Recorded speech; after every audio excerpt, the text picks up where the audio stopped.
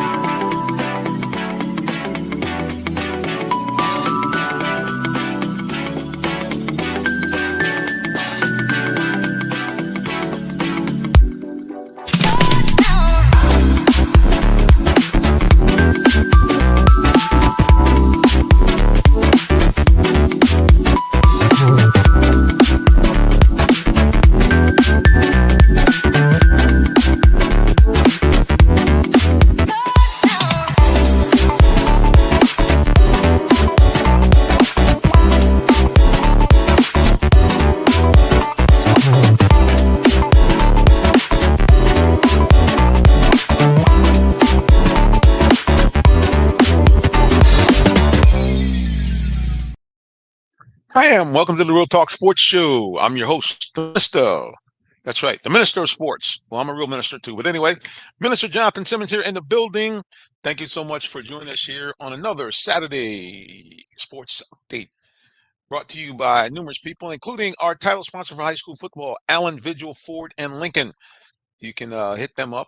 You can actually shop them 24/7 online at allenvigilford.net. And good news, you actually have an advocate, a person that you can contact right there at Allen Vigil Ford, and that is yours truly, me. You can contact me at my work number, 678-364-3979. Love to be able to assist you in any way I can, or you can simply text me on the cell phone, 678-410-9833. For those of you listening live on the legendary WIGO Pacesetter 1570, welcome to the broadcast. And also, for those of you watching us on the big screen, that's right, you can watch us on the big screen. You say, how do you do that? Easy. You have Roku? Well, if you do, if you don't have this channel, add it to your arsenal of channels. Phoenix Entertainment Channel. That's right. Phoenix Entertainment Channel, and you can now watch us in the comfort of your living room at home if you are not in your car listening on the radio. So again, Phoenix Entertainment Channel, and you can check us out broadcasting right there on the screen. Also, appreciate all those of you who are watching us on YouTube. Appreciate you, because you guys on YouTube have really been great to us. We have seen a surge in our subscribers. We finally have vaulted over the much awaited 1,000 subscriber mark. We're now around 1,100 subscribers. Actually, we're at 1,182 at my last count. We're looking to now push towards 1,200 subscribers. And I got to tell you, I didn't know if that was going to happen anytime soon, but thank you for all those who are doing that. And also on Facebook, appreciate all those of you who listen, especially that watch the football broadcast. We have a clip somewhere around 15 to 20,000 viewers per month, right around 15,000, I think it is, viewers per month on our live stream for high school football. So appreciate you guys for doing that as well. We would not be able to do what we do without you. And also a big shout out to those who have begun to watch us on Twitch. Hey, man, we appreciate you. Thank you. Thank you. Thank you. All right, let's get to it here. It is that time of year where everything is on and popping all at the same time. We have high school football playoffs about to start next week. We're right in the middle of the NFL season with the Falcons. We also are coming down the stretch for college football as teams jockey around. The very first college football playoff rankings are out, and basketball is starting. That's right. I mean, hard to believe basketball is starting. NBA already in full throttle. Hawks are in the middle of their season already, 7 games in. We got a big basketball tournament coming up here in Atlanta called the Champions Classic, which we should be giving you coverage on that. So a lot of sports stuff is going on in the world, and keep it locked on Real Talk Sports. Now, here's what's important. We are actually on almost every social media platform. We're on YouTube. We're on Facebook. We're on what used to be Twitter, now X. We also are on Instagram, and we're even on LinkedIn. We have to have a page on LinkedIn as well. All the pages except for LinkedIn is real easy. Real Talk Sports, the number 7. And that's how you can follow us. And certainly if you're on YouTube, please, you know the magic thing, subscribe, subscribe, and subscribe. All right, enough for the PSAs and all that kind of good stuff. Let's get to the sports headlines that are going on here around Metro Atlanta and beyond. As you know, we do a big deal in covering high school football. So let's go to our high school football scoreboard. There actually were a few games still being played in high school football. So we'll get to those games for you in just a second. Let's pull up our scoreboard. And speaking of scoreboard, hey guys, if you want to actually see the scores from each games from Clayton County, Henry County, DeKalb County, and South Fulton, good news. You actually can go to one spot and find it all.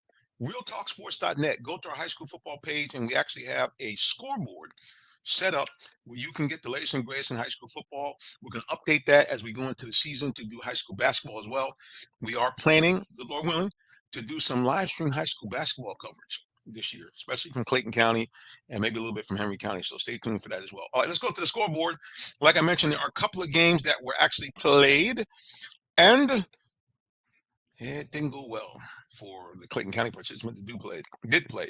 Utopian Academy, a brand new charter schools, open up their very first year in football. As you would expect, when you are brand new to football, especially the big boy football they play here in Georgia, it might be a tough sell for you that first year. Utopian Eagles shellacked. They had to go on the road to Jasper County. The Hurricanes crushed them 63-0. Jasper County Hurricanes over the Utopian Eagles. And again, Utopia is located literally right down the street from the station. And another game, a home game for Forest Park. Unfortunately, excuse me, not a home game, my bad. A road game for Forest Park. They found themselves going into Atlanta to play the Mays Raiders. The Raiders are in the playoffs, I believe, in their particular region. And they showed it, a 49-0 whitewash over the Panthers of Forest Park. Let's go to DeKalb County. We only had one game on Friday. The Salem Seminoles knocked off the Stone Mountain Pirates. Pirates right at home, but they couldn't get it done. They lose to the Seminoles 32-21. Let's take a look at Henry County. We have no football at all this week, but like I mentioned, basketball has started up. The Dutchtown Bulldogs went on the road and knocked off the Union Grove Wolverines 68-16. Like I said, again, we'll be giving you more updates from there. Nothing going on in South Fulton County. I will give you a couple of key scores from last week. Langston Hughes, one of the dominant programs in the state, beat down a team that normally is pretty darn good. Lovejoy Wildcats took a nasty beating at Langston Hughes last week, 42-6. And the Creekside Seminoles went on the road to Midtown. Now, Midtown formerly was called Grady High School in Atlanta Public Schools. It's now called Midtown because, we got to be politically correct. I guess Grady was some type of racist or something at some point. But anyway, 100 and some odd years later, it's like, hey, let's change the name to Midtown. Anyway, doesn't make a difference. They got shellacked by the Creekside Seminoles, who are a team. I'm telling you, if you watch high school football here in Georgia, in this playoff season, look out for those Seminoles because they started off a little lumpy and bumpy because they went on the road and played some of the top teams, high school teams in the country. And obviously it was tough sledding for them going on the road to play those games, but it gave them great experience. And they have been nothing but beast since they have played their Georgia and local area schools. I saw them play against a Drew team that had only one loss coming into the game. And on the road, they had a 50-7 lead on Drew at the half, and they ended up winning the game 63-7. So look out for the Creekside Seminoles to make a run potentially deep into the Georgia High School State Association playoffs. So that's a wrap up for high school football. I will also indicate to you that, hey, if you have a great sports story that you want us to tell, if you have, some folks that you say, hey, listen, we want to profile them and they're telling a good story, they have a good story both on and off the field, hey man, give me a call. You hit me up, like I said, 678-410-9833, or simply shoot me an email, jsimmons@realtalksports.net. Okay, hit me up with that. Let's go to basketball. Our Atlanta Hawks, they're driving me crazy. This team suffered from schizophrenia. I think they are one game up, one game down, 2 games down, 2 games up. Just can't get a real beat on this team. Last night, they go on the road to Detroit. Unfortunately, they don't play that well. And once again, they didn't play that well. Hawks lose 122-121. They made a valiant effort to try to pull it out late in the game, but they could not. Pistons hang on for 122 to a 121 victory. Now, this Hawks team, it's kind of unfortunate the same every year. This team has a tendency to always get hit by the injury bug, and this year is no different. Several key players out, including, it seems like as always every year, DeAndre Hunter out with an injury, Bogey Bogdanovich out with an injury, the backup point guard to Trae Young, Kobe Buffkin, the guy who was really coming on late last year, he's out.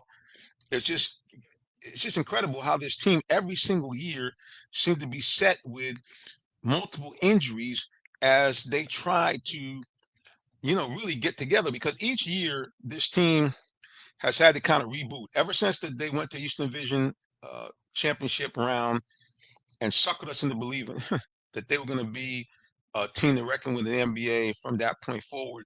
In fact, since that majestic run in 2021, this team has each year went backwards.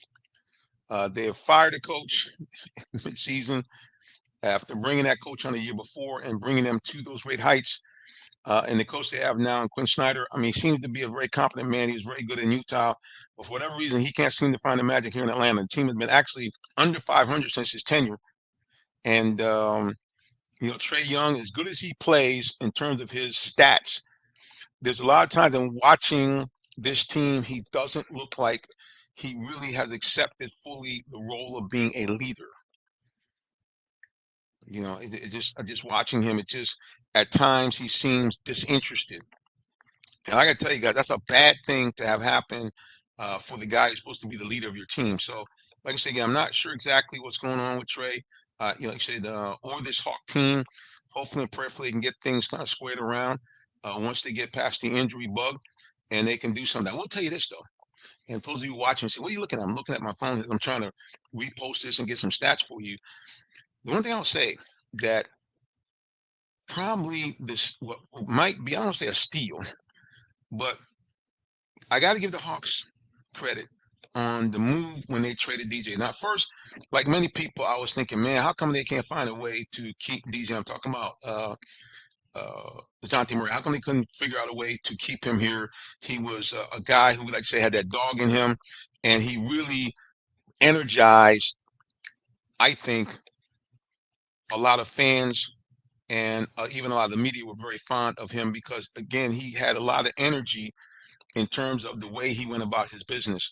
And a lot of us, like I said, thought we should have kept him. But in the trade, the Hawks did get some draft picks back. And the biggest thing in the trade was a guy who I'd never really heard of, a guy who had once been a lottery pick and really been languishing on the bench of the New Orleans Pelicans. And that is young Mr. Dyson. Now, Dyson Daniels had been really a very pleasant surprise for the Atlanta Hawks. All the pundits kind of said that the reason why this kind of made sense for the Hawks was the fact that this guy was a great defender, and the Hawks really, as you know, are pretty bad when it comes to playing defense. I'm just saying. So they said this young man would bring that kind of defensive energy, and to be very candid, he has. He leads the league in deflections. In other words, passes that kind of come into his lane or his area, even not in his lane, leads the league in that. He's in the top 5 in the league in steals, and he really has been quite the defender for the Hawks, and which is what they need, because Trae Young, because of his size, he really, and this on GP, is not a good defender.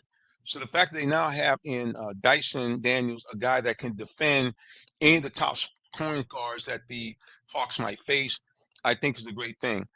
The problem is, like I said again, this team just seems to constantly, year in, year out, find a way to just not get it done. In spite of, and this is kind of funny to say this, in spite of the fact that Trae Young continues to post up all-star type numbers. Last night was the same, 35 points, 13 assists, 2 rebounds. He locked 41 of the 48 minutes being played. And as much as, we can get sideways about, hey, the guy doesn't pass the ball in an efficient manner. I shouldn't pass the ball. He doesn't keep the ball moving. He has a tendency to take bad shots from time to time. But at the end of the day, with all his deficiencies, the guy's an all-star, whether we like it or not. I know, like our head coach of football, Raheem Morris, says stats are for losers, but Trae Young, his number speaks for himself. The only thing I hope that doesn't happen with Trae Young I hope he doesn't turn out to be. Um, I just hope he doesn't turn out to be one of those guys that are just a stat machine, but can't get us into any meaningful playoff runs. Because unfortunately, that's kind of what it's looked like for Trey. And when we come up against top teams who kind of have a coach who can figure him out, then all of a sudden he becomes neutralized. We've seen that against Miami. We've seen that against other teams. They come in, they put a big guard on, they press him full court, and all of a sudden he disappears. Matter of fact, the other night, some people felt that he kind of tapped out against Boston. That once they got way behind, he was not interested in playing, and he got out of there. I don't know. I was at the game. I can't really say one way or the other. Big shout out to Jalen Johnson, a guy who signed a ginormous contract. Well, guess what? He has been earning his money so far this year. He's been averaging a double-double. Last night was pretty close to the same, 20 points, 9 rebounds, and he even didn't have a lot of assists last night, but he has a tendency to be able to handle the ball well when called upon. The number 1 draft pick overall in the NBA after teasing us with the potential of what he could be with a 33-point night here at State Farm Arena, fell back to earth against Detroit. Played 25 minutes, only 7 points. He did have 5 rebounds and 3 assists, but certainly nowhere near the breakout performance that he had the other night. So Hawks again go down 122-121 against the Detroit Pistons, and we look forward to having them come back home and hopefully right the ship. Speaking of right the ship, man, we went way over our break. We have to take a break here. We'll be back with more of the Real Talk Sports Show in just a moment. Don't go anywhere. We'll be back. Looking for a vehicle? Come to Allen Vigil Ford Lincoln in Morrow, Georgia. We're a family-owned dealership that's been serving the Atlanta area for over 40 years, offering an unbeatable selection of new Fords, Lincolns, and pre-owned vehicles. Enjoy our exceptional customer service and great financing options tailored just for you. Visit us at 6790 Mount Zion Boulevard in Morrow, Georgia, located just 20 minutes from downtown Atlanta.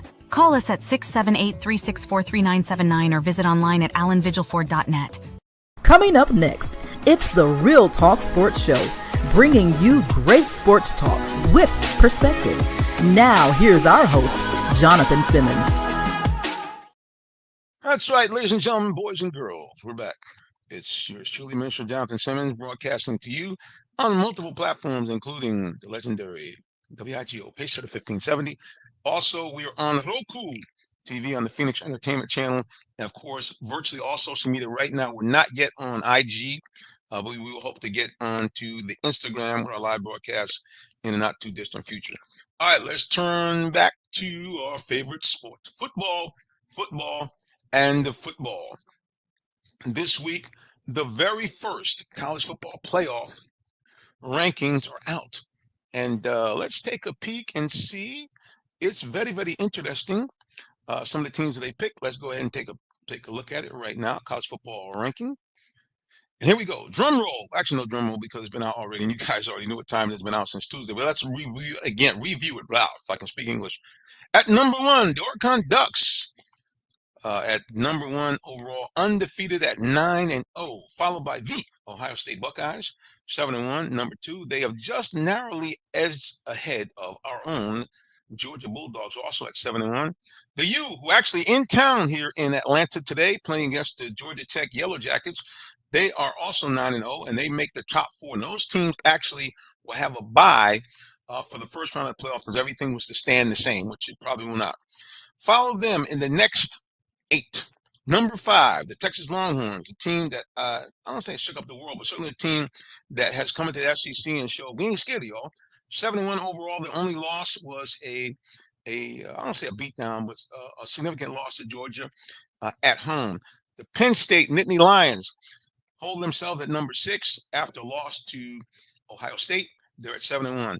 The Tennessee Volunteers, another team, surprising team out of the SEC. Only one loss for Tennessee, 7-1. They're at number 7. The Indiana Hoosiers, the team we normally know for basketball, are 9-0. And they are rolling with their football program. Also undefeated at number 9, BYU.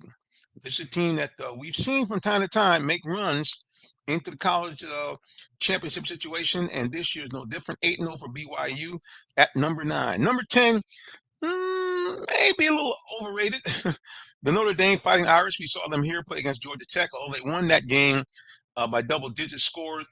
The eye test, I don't know. I don't know if they're number 10 ranked team or not. We've seen this before. They get a high ranking and then they play against a real team and get beat. But anyway, the number 10 so far in the playoff rankings. Last two teams, Alabama at number 11 and Boise State, the Broncos. We haven't seen them up this high in the rankings as far as being in a playoff or championship consideration in a while, but the Broncos are doing their thing behind their stud running back, young Mr. Genty, has been bowling over people at will. And right behind them, sniffing, is SMU at ACC. Let me get back to Alabama for just a second. Believe it or not, Alabama is in danger of being out of the playoffs. Even though they have a 12-team playoff this year, Alabama already has 2 losses. And even though they beat at the time, number 1 Georgia, they turned around and lost to Vanderbilt. Now, no disrespect to Vanderbilt.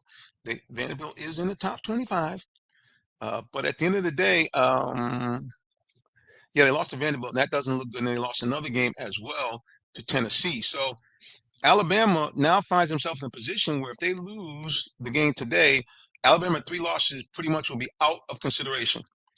Not pretty much, they would be. There's no way they're going to let a 3-loss Alabama team get into the playoffs unless all the teams I just mentioned before had at least a 1 or 2 more losses before the end of the season. So Alabama now finds themselves on the verge of being out of the playoff conversation just 1 year after the departure of legendary coach Nick Saban.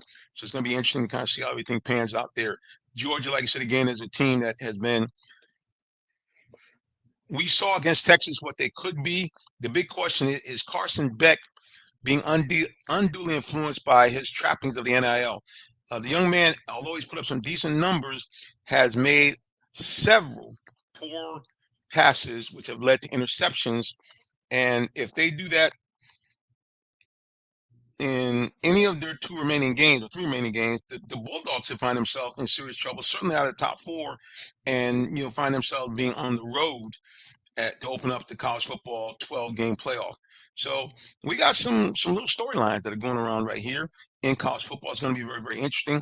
The other thing too is that lurking in the shadows. Now this seems shocking to say, even though he said I'm gonna be there.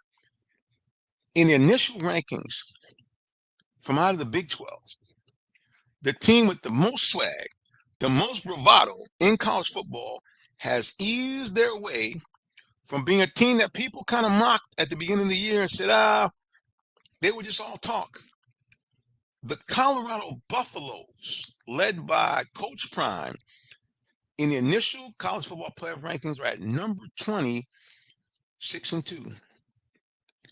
Now, they would have to hurdle a lot of teams to get into that top 12.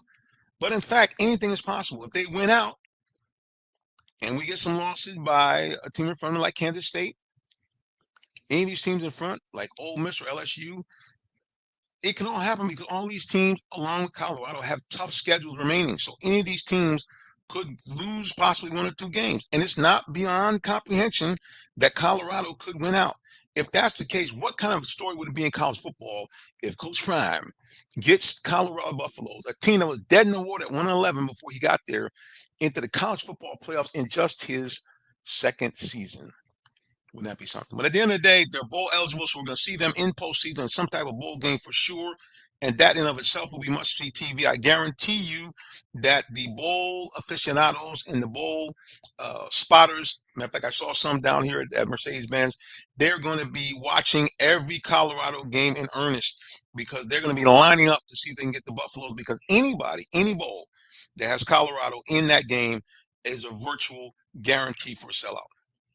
That's real talk, because, Coach Prime, Shedeur, his son, Travis Hunter, all those guys are must-see TV. That machine is working, and now it's not just on social media, but of course, and to some degree, it always has been on the field. So watch out. College football, a lot of stuff going to shake up the world.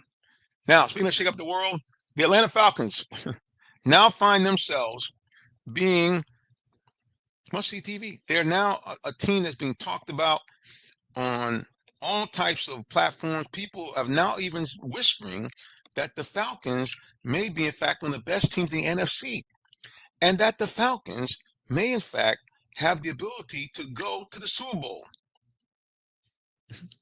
Give me that. This is a team that just 3 games ago, people think, I don't know. I'm not sure because they didn't look too good. The Falcons didn't look like they didn't pass the eye test. You know, the game, especially against Seattle, that team looked bad at home. Kirk looked discombobulated. The offense couldn't get on track, and the defense was shredded by Geno Smith and DK Metcalf. And I know after watching that game, I was thinking, man, I don't know, maybe we just were sold some horse manure. But now all of a sudden, after 3 consecutive wins, Falcons now find themselves at 6-3, and one of the best records in the NFC, believe it or not. And people are thinking with San Francisco not really being at 100%, you got Christian McCaffrey coming back, but who knows how he's going to respond after an injury. Look at the Eagles. The Falcons already beaten them during the regular season. They don't look like the world beaters they were just a couple of years ago when they went to the NFC, representing the NFC in the Super Bowl. And remember, started off 10-1 last year. Really, since that point, the Eagles haven't looked like they've caught their mojo, even though Saquon Barkley. Did any of you guys see that backwards hurdle jump that he did? Go to our YouTube page, you'll see a clip of this. The guy's running, does a spin, and then hurdles a man backwards. But the bottom line is, outside of that, the Eagles have been just okay. Now, in the NFC Central, we're going to find out because the Falcons will have to play the Minnesota Vikings, a team that has been, stout. They lost a tough game to the Detroit Lions, who really most people think is the best team in the NFC and a team that could and should win the Super Bowl themselves. So I guess my take on the Falcons is this. Have they looked good? They've looked pretty good. Every game they played has been close. And even games like they had last week where they looked like they were going to put the game away, they mysteriously found some way to let the team back in the game. And, almost you had a situation where, Tampa Bay, was Tampa Bay? Am I right? No, not Tampa Bay. I'm sorry. I'm getting a brain lock. Oh, the Dallas Cowboys. How can I forget the Cowboys? All of the Cowboys fans packed in the building. Yeah, they let the Cowboys back in that game. And, they get an onside kick. Who knows? But anyway, Falcons look pretty good. I still think that the best is yet to come. And if we can get them up to the next notch, the level of play, which I think they can get, which what do I mean by that? Which means that the offense becomes even more dominant with Kirk finding more down the field throws. Because right now, as good as he's playing, a lot of the yards has come from checkdowns, and receivers making plays after the catch. No disrespect to Kirk. So I'm thinking if the offensive line can give him some time to maybe get a couple of these deep throws, get some explosive plays. Now I know Kyle Pitts has a couple of long plays, but again, they were plays where, it wasn't like, Kirk was throwing a bomb and dropped it in the bucket. Just saying. And the defense is still very suspect. Last week they had 3 sacks, but hopefully that's not an aberration. But I tell you what's not an aberration, that we got good programming on WIGO, legendary 1570 pace setter. So we got to go. All right, before I go, guys, remember I told you I'm a real life minister. Remember, if you don't know the Lord Jesus Christ, your personal Savior, get to know him today. Nobody loves you like Jesus. He's the one that died for your sins and rose from the dead. And if you repent of your sins and believe in him, 2 great things happen. You become a citizen of the kingdom of heaven, an adopted child of God with all the rights therein. I don't know about you, but it doesn't get any better than that. All right, guys, until the next time we get back together again, we simply say God bless you and have a wonderful rest of the day or evening, whichever may apply. So long and take care.